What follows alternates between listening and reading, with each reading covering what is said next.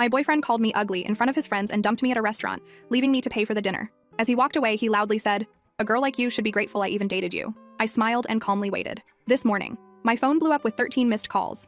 You guys, I'm still processing what happened last weekend. I keep replaying it in my head and wondering if I somehow imagined the whole thing. But nope, my maxed out credit card and the ice cream stains on my couch confirm it was very real. For context, I had been with Ryan for 2 years. 2 years. Not some casual fling or whatever. We had the whole routine down. Netflix marathons on Sundays, awkward holiday dinners with both families, even that weird couples yoga class he insisted on trying, which we both sucked at, TBH. Things weren't perfect between us. Are they ever? But I thought we were solid. We had talked about maybe moving in together this summer. He had these little annoying habits, leaving his socks literally everywhere, texting during movies, and making these helpful comments about my appearance. Stuff like, "That shirt makes your arms look bigger," or, "Have you thought about trying a different hairstyle?" I always brushed it off as him being honest. Past me was such a doormat. So last Friday, Ryan texted me about this dinner with some work friends. He's never really included me in his work life before, always saying it wasn't professional or whatever. So I was actually excited. I even went shopping for a new outfit, RIP my budget, and spent forever getting ready.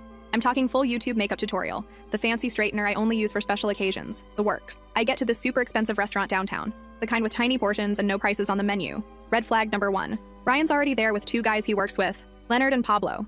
The moment I walk up, there's this weird vibe. Ryan barely acknowledges me. Just this half stand from his chair and a quick "you're late." I was literally 2 minutes late because parking was impossible.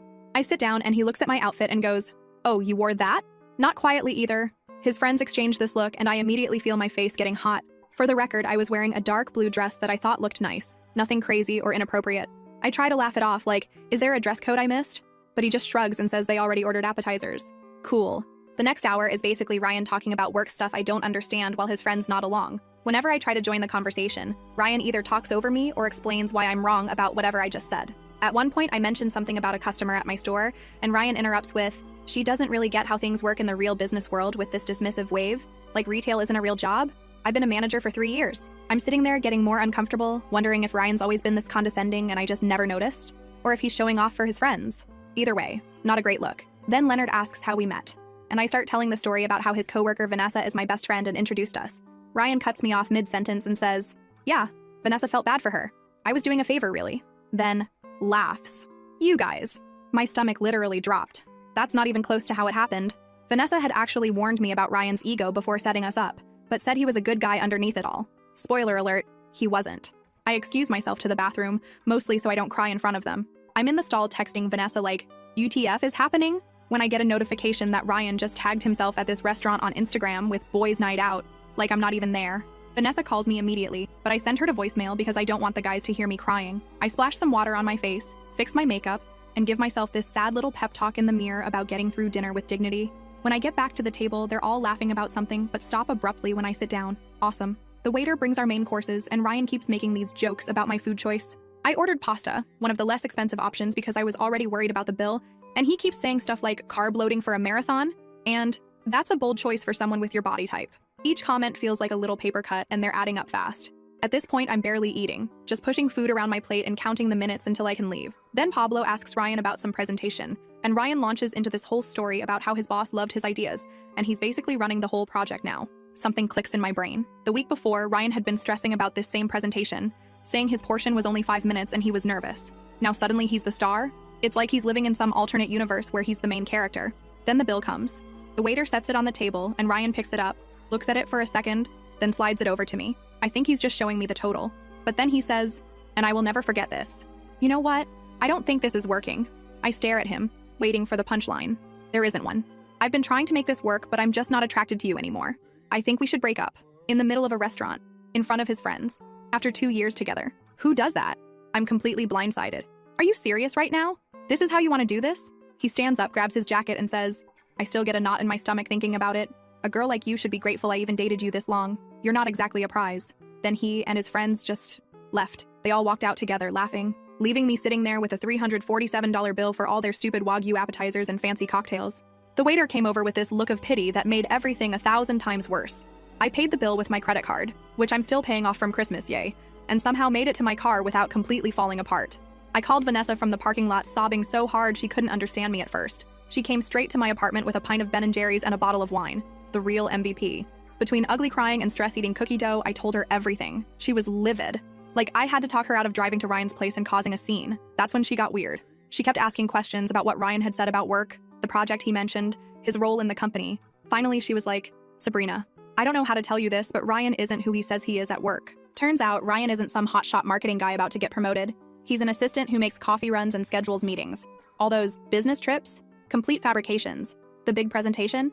He was just doing the slides for the actual team. The fancy title on his LinkedIn? Total fiction. I felt like such an idiot. For 2 years, this guy had been lying about basically everything, and I never questioned it. What else had he been lying about? That night after Vanessa left, I went into full detective mode. I scrolled back through our text history, our photos, everything. So many inconsistencies I'd missed. Comments about money that didn't add up. Times he had to work late, but his location showed him across town. I couldn't sleep. I kept replaying that moment in the restaurant, how small he made me feel, how humiliated I was. At like 3 a.m., I get a text from a number I don't recognize. "Hey, it's Cody from Ryan's office. Vanessa gave me your number. There's some stuff you should know." That's when things got really interesting. First update. First, thank you all so much for the supportive comments on my last post. I literally cried reading some of them, in a good way. A lot of you asked for an update, so here's what happened next in this absolutely wild situation. So after finding out from Cody, who works with Ryan, that my boyfriend of 2 years had basically been living in a fantasy world of his own creation, I spent the next few days in that gross post-breakup fog. You know the one, where you're alternating between crying into a pint of ice cream and angrily scrolling through old photos wondering if any of it was real. My apartment looked like a disaster zone. Dishes piled up, laundry everywhere, and approximately 7 empty DoorDash bags because cooking felt impossible. The worst part was that I kept having these moments where I'd think of something funny to text Ryan, then remember what happened, and it was like being dumped all over again. My brain was literally stuck in a loop of, did that actually happen? And how did I not see this coming? I'd also been avoiding social media because I just knew Ryan would post something annoying. But Wednesday morning, I finally caved and checked Instagram. Sure enough, there was Ryan with some gym selfie captioned, "Level up, know your worth." The audacity. I nearly threw my phone across the room. Vanessa came over that evening with takeout and found me wrapped in my comforter like a sad burrito. She's been amazing through this whole thing, making sure I eat actual food, listening to me rant about the same things over and over, and not once saying, "I told you so," even though she had her suspicions about Ryan from the beginning. While we were eating, Vanessa showed me her texts with Cody. Apparently, they'd been talking a lot, and he had tea to spill. According to Cody, Ryan had been telling everyone at work that he dumped me because I was clingy and always talking about marriage. What? I was not the one who made a Pinterest board called Future Home Ideas. Yes, Ryan actually had one of these, which he claimed was research for some work project. Then Cody dropped the real bombshell. Ryan wasn't just lying about his job title. He was currently on probation for taking credit for other people's work and might actually get fired soon. All those late nights working, he was frantically trying to fix mistakes before anyone noticed. Those business trips? Complete fiction. I was still processing all this when my phone rang. It was Tina, Ryan's mom.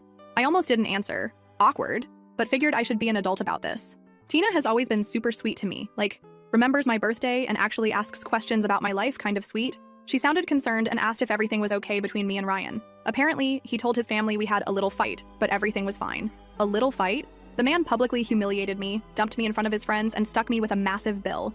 I tried to keep it vague, saying we were taking some space because I didn't want to put her in the middle. Then she mentioned Ryan's birthday dinner on Saturday and how the whole family was looking forward to seeing me there. You guys, I nearly choked on my lo mein. Ryan had told his family we were still together and that I was coming to his birthday dinner.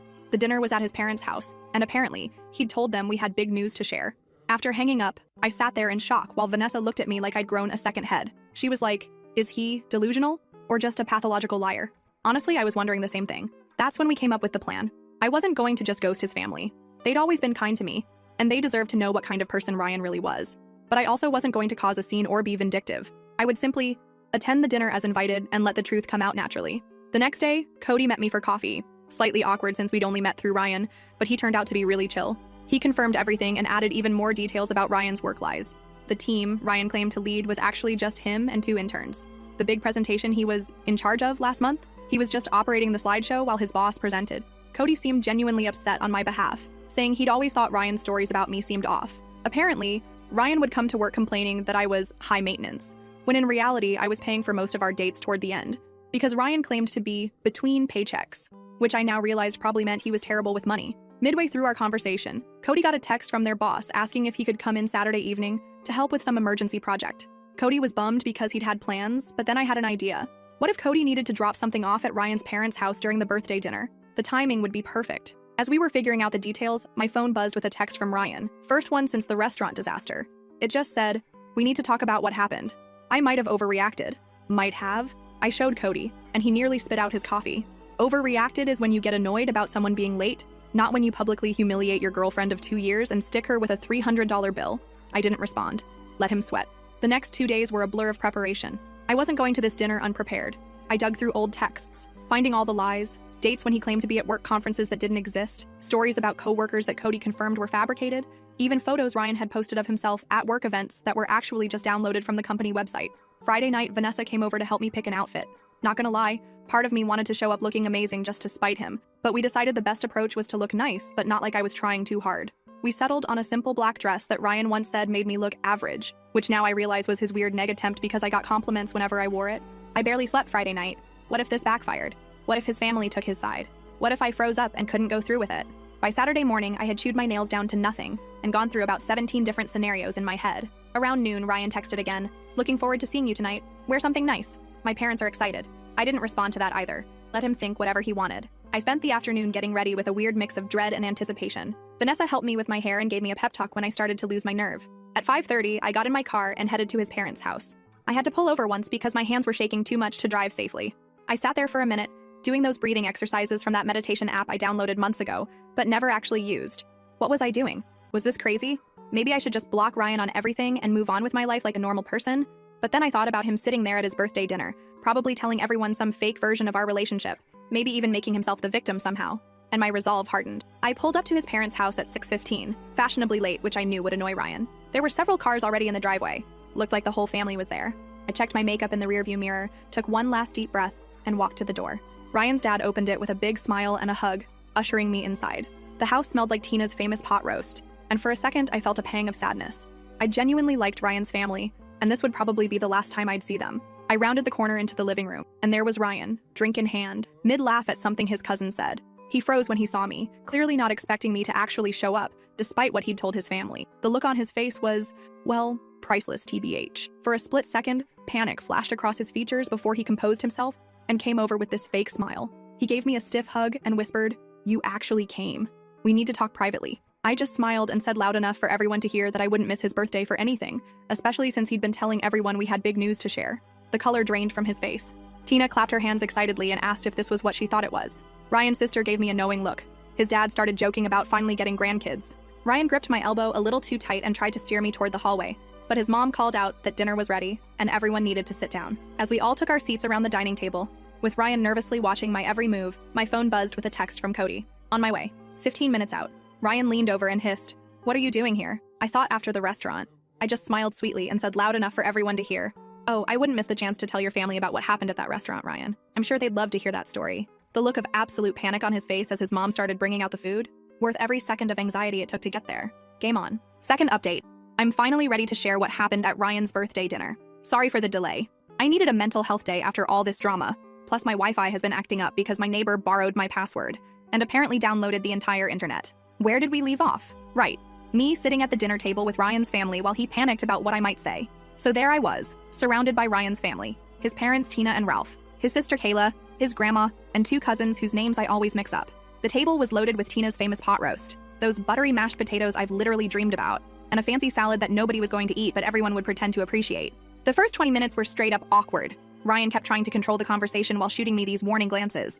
I just smiled and passed the bread rolls, enjoying the way his left eye twitched every time I opened my mouth. Petty? Maybe. Satisfying? Absolutely. Tina kept the conversation flowing, bless her. She asked about my family, my job, the usual small talk. When she mentioned how proud they all were of Ryan's big promotion, I nearly choked on my water.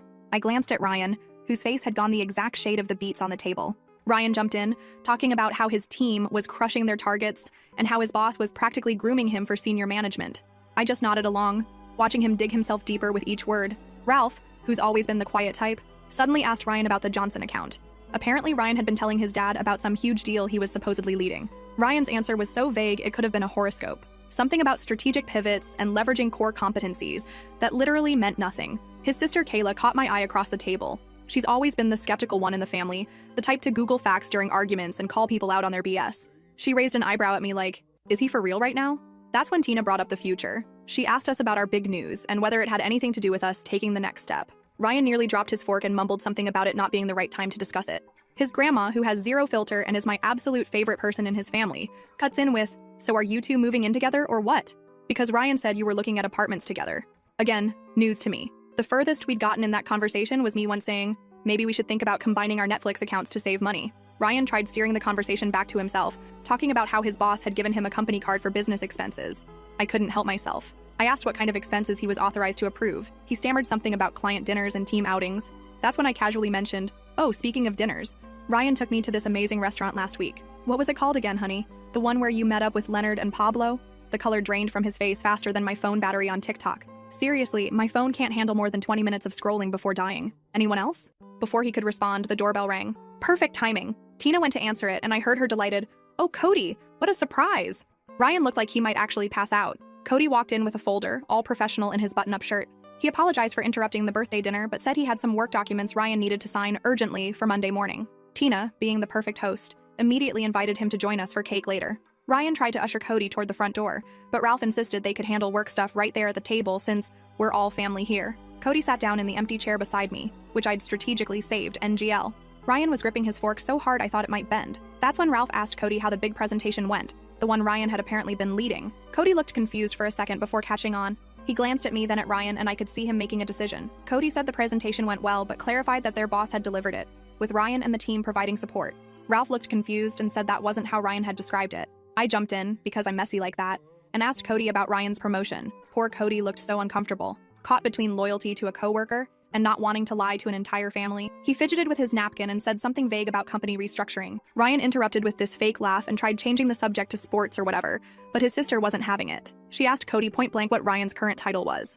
The silence that followed was like that moment when you drop something in a public bathroom. Everyone hears it. No one wants to acknowledge it. Cody looked at Ryan, who was silently pleading with his eyes, then at me. I nodded slightly. He cleared his throat and said that Ryan was an administrative assistant in the marketing department. The silence. Ralph put down his fork slowly. His grandma made this little sound. Kayla muttered something that sounded suspiciously like, I knew it. Ryan immediately went into damage control mode, saying Cody was confused, that he had multiple roles, that it was complicated. But the dam had broken. His family started asking specific questions that he couldn't weasel out of. When did you get promoted? He hadn't. Why did you say you had a team? He didn't. What about that corner office you mentioned? Also fictional. With each question, Ryan's stories unraveled more. He kept looking at me like this was somehow my fault, which just made me more determined to let everything come out. Tina, bless her heart, tried to smooth things over. She suggested we all have some cake and talk about happier things. As she went to the kitchen to get it, Kayla asked me directly about the restaurant I'd mentioned earlier. This was my moment. I took a deep breath and told them everything. How Ryan had invited me to meet his friends, how he'd belittled me throughout dinner, how he'd dumped me in front of everyone and walked out, leaving me with a $347 bill I could barely afford. Ryan tried interrupting several times, but his dad shut him down with this look I'd never seen before. Pure disappointment.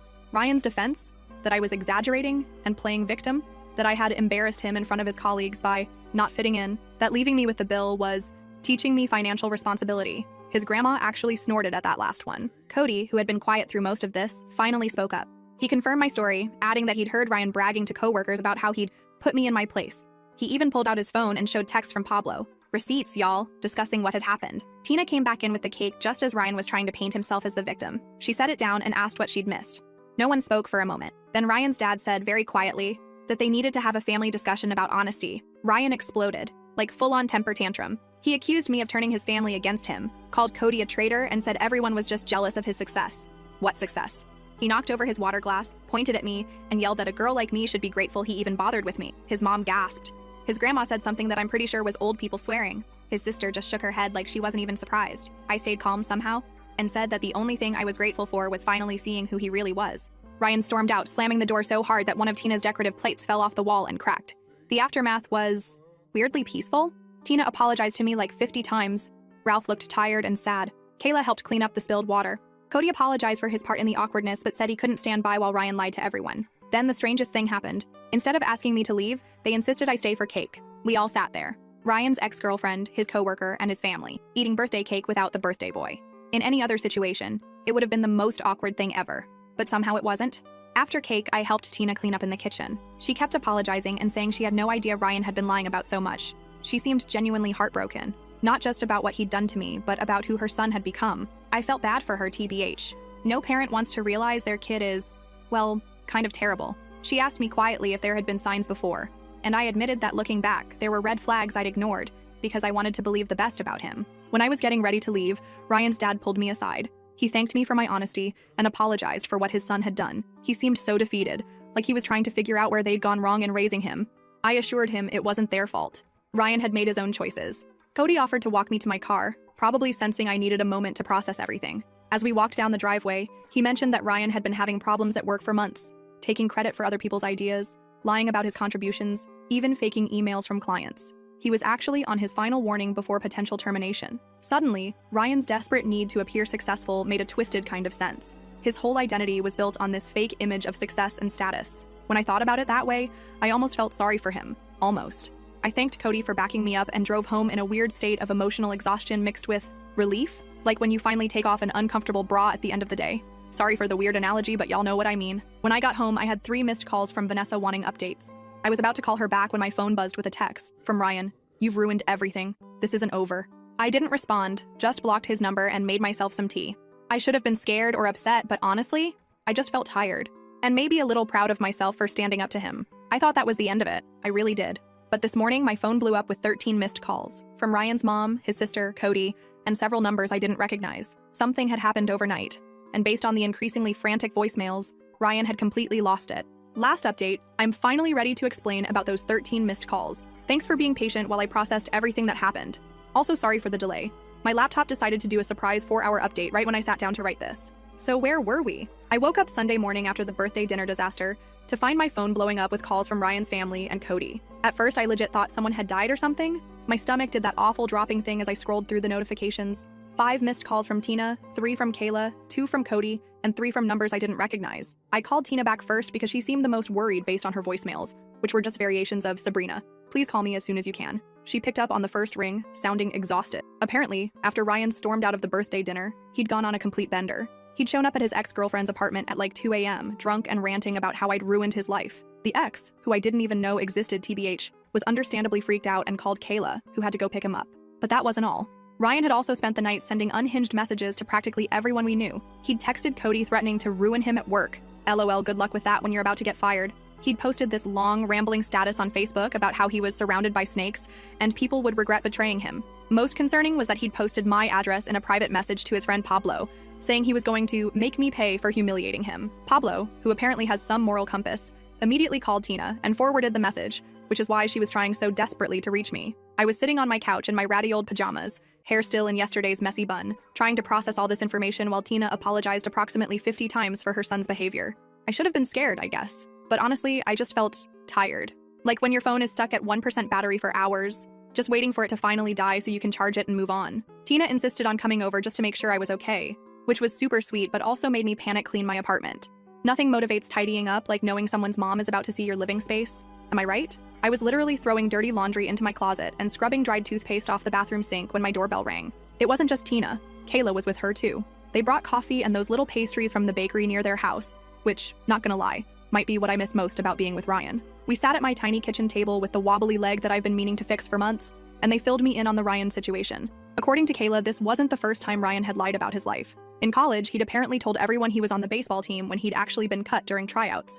He'd once claimed to be talking to a popular girl who had no idea who he was.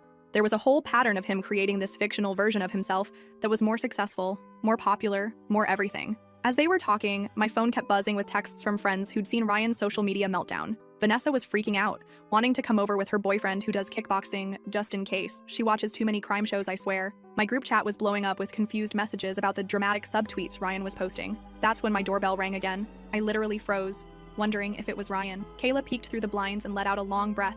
It was Cody. Apparently, Ryan had been blowing up his phone all morning too, and Cody wanted to warn me in person since Ryan had mentioned paying me a visit. So there we all were. Me, Ryan's mom, his sister, and his coworker, sitting in my living room on a Sunday morning, trying to figure out what to do about this man-child throwing a tantrum because he got caught in his lies. If it wasn't so stressful, it would have been hilarious. Like, imagine explaining this situation to someone who wasn't there. Cody mentioned that their boss had already gotten wind of Ryan's social media tirade. Someone had screenshotted and forwarded it. So Monday at work was going to be interesting. Kayla was worried Ryan might do something stupid if he lost his job on top of everything else. That's when my doorbell rang again. This time, it was the building manager, looking super awkward. Apparently, Ryan had been downstairs making a scene in the lobby, demanding to be let up to my apartment.